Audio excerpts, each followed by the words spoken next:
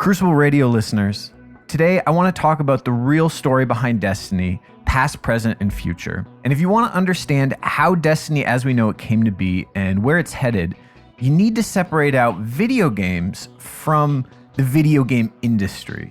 So if we want to talk about money, we have to go back to the beginning. Remember, Bungie is a quarter of a century old. It was founded in 1991 by a guy named Alex Seropian, who made a Pong clone in his bedroom when he was going to college. He hooked up with another programmer that he went to school with named Jason Jones, and together they made a game called Operation Desert Storm, and they made their first real game called Pathways into Darkness. And this game set the stage for a game called Marathon. Now, most people have never heard of Marathon. It came out in 1994, and it was a Mac game, which was not the big gaming platform at the time, if you weren't there for it.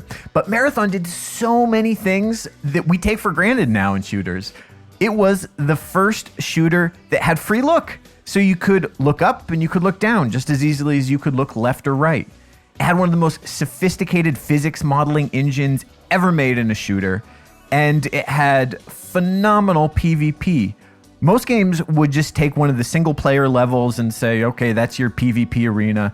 Marathon actually had dedicated levels that were designed from scratch for good PvP multiplayer. It seems so obvious, but they were the first to do it. It had custom games when everyone else was playing deathmatch. It had different game modes, different objectives, and configurations, so you could tweak the amount of gravity that you wanted to play with, or figure out what the rules for suicides and revives were. It had real-time voice chat. It was the first game to do all this stuff that is just a given for all games. That's the thing about Bungie. Bungie is always on to doing something different in the gaming world. Back then, you didn't go to Bungie to get rich or collect a paycheck. It was a place where people went to build games that the world had never seen anything like before. So, next up is a game called Myth. And this is a medieval real-time strategy game. Came out in 1997, so this was before StarCraft came out. And this game was all about epic battles. Warcraft was focused on building your base, managing resources. Myth focused on one thing, and that was enormous battles. After that, they did something completely different. They made a game called Oni, and this came out in 2001. It's got a very sort of Ghost in the Shell vibe to it. And this was one of the very first games to combine third-person shooters with really fluid hand-to-hand combat. So as much as you're shooting, you're also moving around, chaining together combos, doing acrobatics. Nothing had been done like this before. But you can't forget about the money, because game development is not cheap. And so it became pretty obvious. They'd made a lot of Mac games, which is great, but it's not the way you get a game in front of every single player in the world. The future was in consoles, in particular Xbox and PS2. And in 2001, Microsoft bought Bungie. Now, this wasn't like in the movies where it was a hostile takeover or anything. Bungie had actually gotten a lot of offers in the past, and they'd turned them all down. And actually, they refused the Microsoft offer as well until the entire studio agreed to it. It clearly was the right move, because we got Halo Combat Evolved and changed the game all over again. But at the same time, Microsoft and Bungie weren't a perfect match. I mean, Bungie is Bungie, and Microsoft's very different. I actually used to work there in another life, and they're a very old school, top-down, suit and tie kind of software company. In 2007, they split. Microsoft kept the Halo IP, and Bungie went back to being a privately owned, privately held company. But they continued to make Halo games for Microsoft. So they made ODST and they made Reach. And it wasn't until 2010 that the right deal came along. And this was Activision, not buying them, but just as the publisher. So finally, Bungie is free to make the best game ever. Space, pirate, cowboy, robot, ninja, wizard, badasses duking it out across the solar system. And they called it Destiny. And they knew they wanted to make it a multiplayer RPG. So you're not just, some generic space marine. You're not completing chapters 1 through 25 of the single player campaign. You're a guardian. And every guardian is different. We're all on our own path, doing our own thing. From Activision's point of view, it's pretty easy.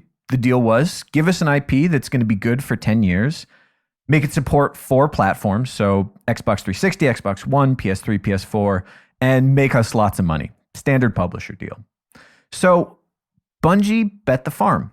Most of us have never been faced with a choice like this in our life where it's not just putting all of your chips on red and hoping for the best. It's betting on yourself to do something that no one has ever achieved before, where the odds are stacked against you, but you care about it so much you want to try anyways, and if you do fail, it's all over, and you better tighten up that resume because the company you work for doesn't exist anymore. And the reason you do this is because you have no other choice. If you try and do everything in a sensible, predictable order, you will never get your product out the door, you will run out of money, and you will fail. And you're also compromising continuously because no matter how much sense it makes on paper, sometimes stuff just doesn't work out in practice and you don't have enough time to start over. And so you just get as close as you can. And so I could paint a picture here about how evil Activision corrupted Bungie and poisoned their vision and just made it all about corporate profits. Or you could say the same thing about Bungie, that Bungie forgot about making games and they're just trying to make as much money. But that is just a naive way to look at the video game industry. This is how business works. If you make money, you survive.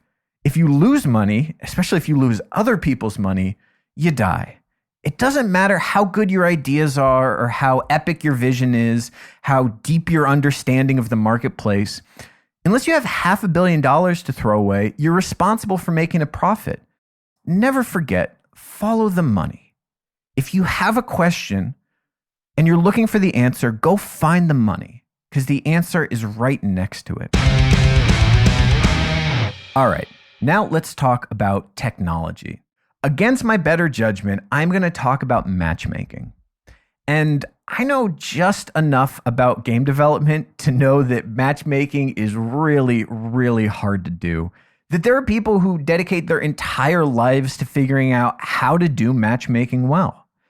And it's fundamentally an unsolvable problem. You can't win. You just have to choose the least shitty of several bad choices.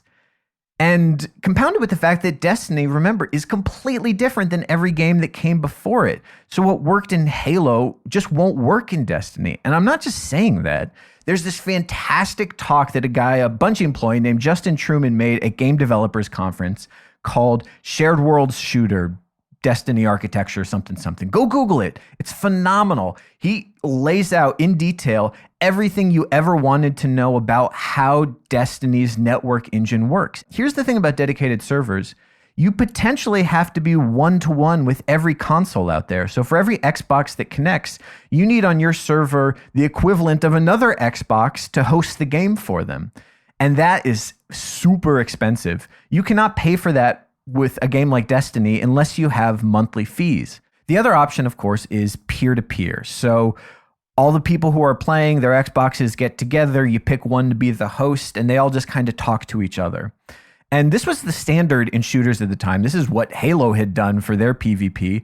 And then sometimes people drop off or their network connection sucks, and you have to change the host, the player host, from one system to another. It's called host switching. And so some aspects of the game experience are hosted on full-time dedicated servers. Some aspects of the game are hosted on a player server, just like in that peer-to-peer situation. And some aspects of the game are hosted locally on each player's machine. And so you can kind of put whatever part of the code makes sense in whatever network model makes the most sense. This was a brilliant piece of engineering. It was a huge risk because no one had ever done it successfully. And again, there's no way to test this when it comes online by the millions across the world. And that's the thing, is that anyone can see the problems with something like matchmaking. And trust me, Bungie is the first to admit there are issues. If you want them to acknowledge it, go check out this Justin Truman talk because he talks about all of the shortcomings with this system as well. But you have to understand it's human nature to focus on the bad stuff that you do see. You don't register all of the stuff that works so well it's invisible.